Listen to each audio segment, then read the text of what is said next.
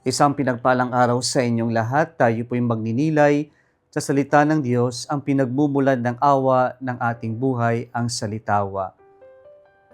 Nakakamatay talaga po ang inggit. Kaya po kapag inggit ang tao, insecure sa kung ano yung mayroon sa ibang tao na nais din niyang mapunta sa kanya.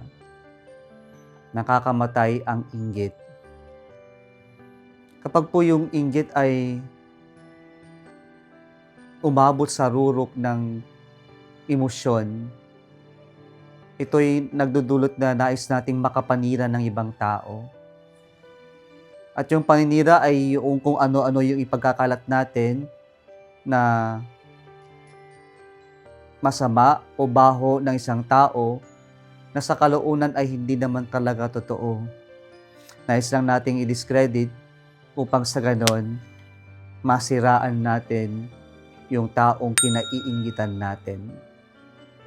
Ito ang kalagayan ng ating Panginoong Jesucristo at maski sa ating unang pagbasa ngayon ni Propeta Jeremiah,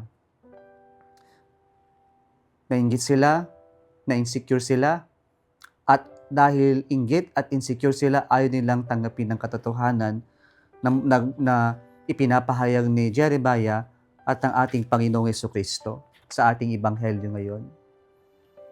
Kaya po, kung ano-anong paninira ang marahil ipinilabas ng mga nasa kapangyarihan sa ating Ebanghelyo ngayon laban sa ating Panginoong Jesucristo. At nais pa nilang ipaaresto ang Panginoon. Nag-utos sila ng mga gwardya na dadakip sa ating Panginoon. Pero ano pong nangyari?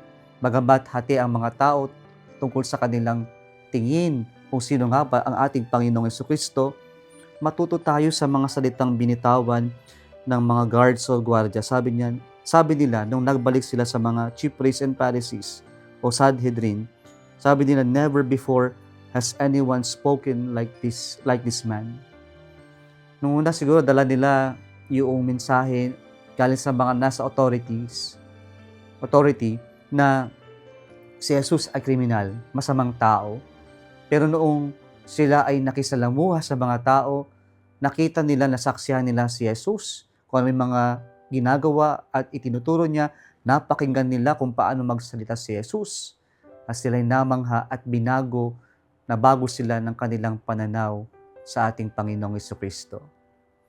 Mga kapatid, marami sa atin ang nasisira sapagkat mas pinapakinggan natin ang sabi-sabi ng ibang tao kaysa sa yung maranasan natin talaga kung sino nga ba yung taong sinisiraan. Maganda itong lesson para sa atin ngayon na bago tayo humusga o ang katotohanan naman talaga hindi tayo dapat humusga, pero bago tayo mag-reject ng ibang tao, mas maganda siguro yung makatagpo natin muna yung tao, makasalamuhan natin yung tao upang masabi natin talaga kung totoo nga ba yung sabi-sabi ng ibang tao tungkol sa isang taong kinaayawan natin nang dahil lamang sa maling pagbabalita, maling akusasyon o yung mga paninira ng mga taong inggit sa taong ito. Let us try to encounter other people, first-hand experience, and we will see miracles will happen in that encounter with that person. Kung nagustuhan mo ang video na ito, huwag kalimutang mag-like, share at mag-subscribe sa Salitawa Facebook page and YouTube channel. Muli isang pinagpalang araw sa inyong lahat.